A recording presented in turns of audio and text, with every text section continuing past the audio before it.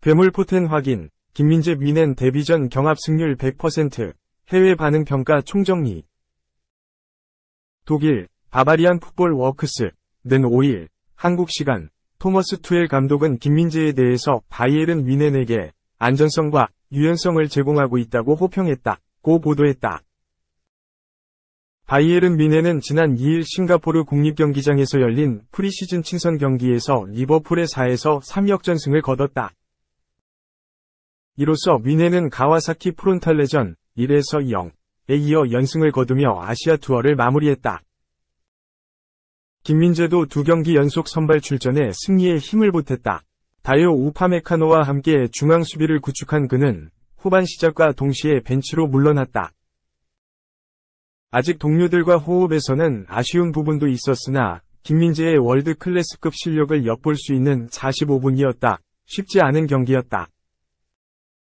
뮌헨은 경기 시작 2분 만에 코디 각포에게 선제골을 내줬고 전반 28분 코너킥 수비에서 버질 반 다이크에게 추가 실점하며 2골 차로 끌려갔다. 그러나 김민재는 모하메드 살라를 잘 틀어막으며 진가를 드러냈다. 그는 살라가 침투할 때마다 한 박자 빠른 판단력과 스피드로 달려가 모두 막아냈다. 김민재는 이후로도 넓은 커버 범위를 자랑하며 동료들과 발맞춰 나갔다.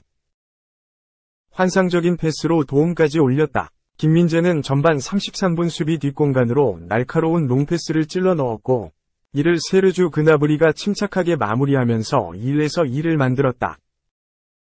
기세를 탄 뮌헨은 전반 42분 리로이 자네의 동점골과 경기 막판 요시프 스타나시치, 프란스 크라치그의 연속골에 힘입어 승리를 따냈다. 김민재는 도움 장면을 제외하고도 뛰어난 패스 실력으로 눈길을 사로잡았다. 그는 좌우로 벌려선 동료들을 향해 정확한 패스를 뿌려주며 공격 전개를 이끌었다. 축구 통계 매체 소파스코어에 따르면 그는 경합 승률 100%, 3분의 3, 패스 성공률 95%, 42분의 40, 롱패스 성공률 100%, 6분의 6, 빅찬스 창출 1회 등을 기록했고 수비진 중 가장 높은 평점 7.4점을 받았다. 바바리안 풋볼 워크스는 지난 시즌에도 뮌헨의 수비진은 나쁘지 않았다. 하지만 그럼에도 불구하고 투엘 감독은 더 좋은 선수를 원했다고 설명했다. 이어 투엘 감독은 리카 에르난데스가 떠난 이후 확고한 주전급 선수를 원했다. 그래서 김민재를 데려온 것이다. 라고 덧붙였다. 김민재에 대해 투엘 감독의 평가 역시 극상이었다. 그는 가와사키전이 끝나고 나서 김민재는 우리 스쿼드에 깊은 뎁스와 재능을 가져다준다. 특히 그는 왼쪽과 오른쪽 센터백을 모두 소화할 수 있다. 라면서 이는 우리에게 안전성과 유연성을 제공한다. 고 강조했다. 투엘 감독은 가와사키전에서 김민재는 수비뿐만 아니라 오버래핑도 잘했다. 매우 만족한다. 뮌헨 유니폼을 입고 뛸 수 있었던 첫 경기에서 좋은 활약을 펼쳤다. 매우 열심히 훈련하고 있다. 라고 김민재의 데뷔전을 호평하기도 했다. 바바이란 풋볼 워크스는 김민재는 투엘 감독에게 스쿼드의 뎁스에 대한 옵션이다. 그래도 아직 선발 조합이 정해진 것은 아니다. 라면서 투엘 감독은 마티아스 데 리으트와 다요 우파메카노, 김민재를 두고 계속 최상의 조합을 찾기 위해 노력할 것이라고 강조했다. 2. MLB 3할 타자 멸종시대 팀당 한 명도 없는데 김하성 상승 곡선이 심상치 않다. SS 포커스. 야구가 참 많이 변했다. 평가 기준이 변했고 이에 다른 훈련법도 달라졌다. 시간이 지날수록 투수들은 상상하지도 못했던 마구를 던진다.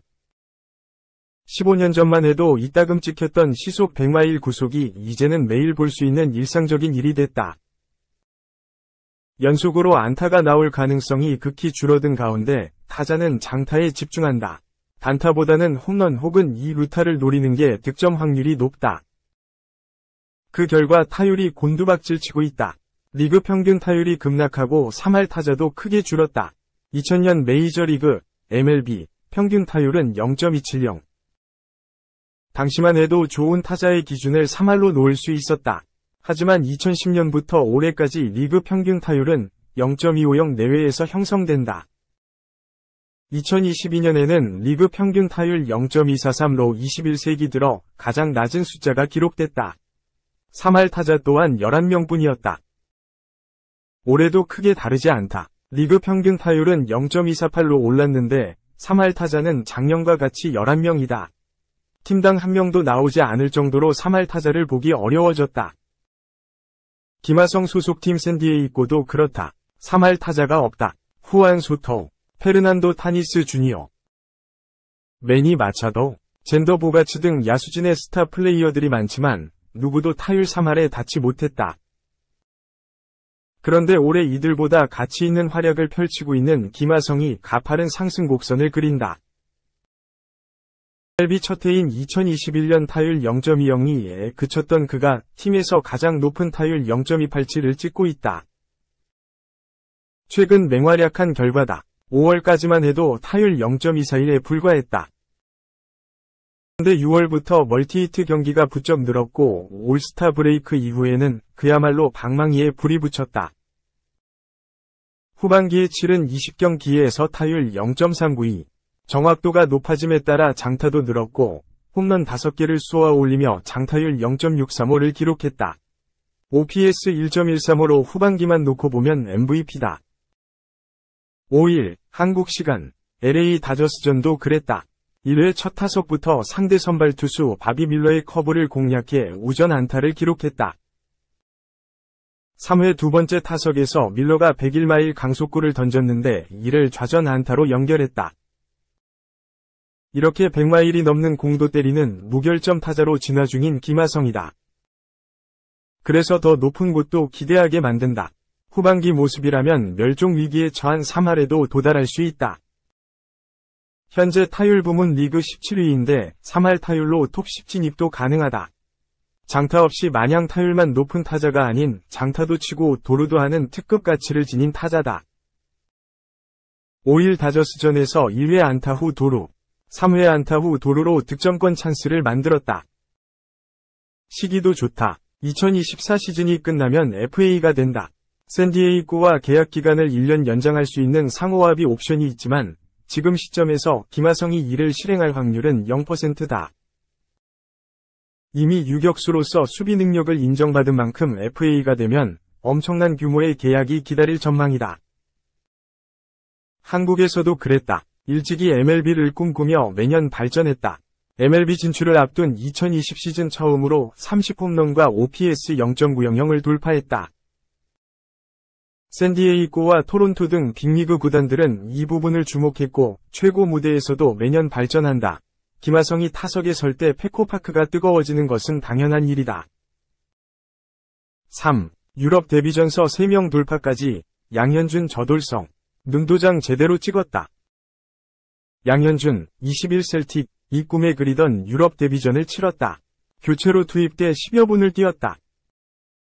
짧은 시간이었지만 양현준의 존재감을 드러내며 향후 기대감을 키웠다. 저돌적인 드리블 돌파로 수비수 3명 사이를 돌파한 장면이 압권이었다.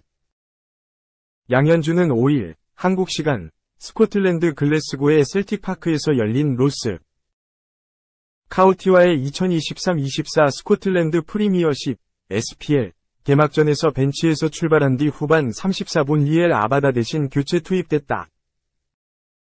유럽 진출을 두고 전 소속팀 강원FC와 갈등 국면을 맞이했을 정도로 간절하게 원했던 유럽 무대 데뷔전이었다. 투입 직후부터 존재감을 보여줬다. 후반 35분 오른쪽 측면에서 공을 잡은 그는 사이드라인을 따라 드리블을 하는 대신 과감하게 가운데로 치고 들어왔다.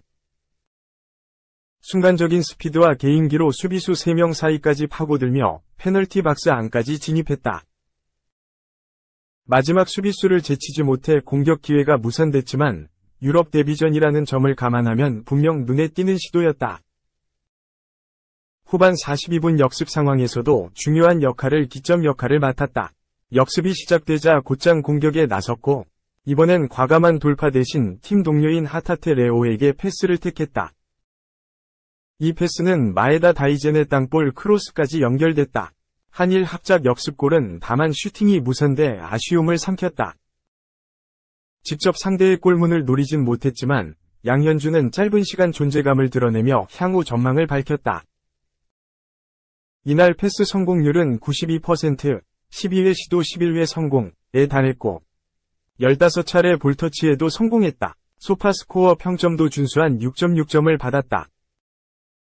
현지 호평도 이어졌다. 셀틱 레전드인 스틸리안 페트로프는 양현준이 출전했을 때 꽤 인상적이었다. 그는 다른 선수들과 달라 보였다고 평가했다. 이 소식을 전한 HITC는 양현준은 오랫동안 뛰지는 못했으나 잠재력을 보여줄 만한 존재감을 충분히 보여줬다.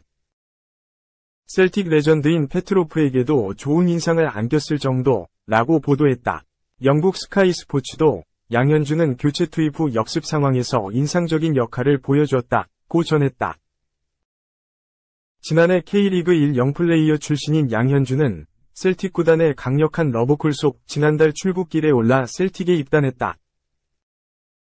시즌 도중 에이스의 이적을 허락하기 어려웠던 구단과 갈등 양상도 있었지만 김병지 대표이사와 오해를 풀고 가까스로 이적을 허락받았다. 이적료는 275만 유로, 약 40억 원, 셀틱이 제안했던 첫 오퍼 200만 유로, 약 29억 원, 보다 더 많은 수익을 구단에 안겼다.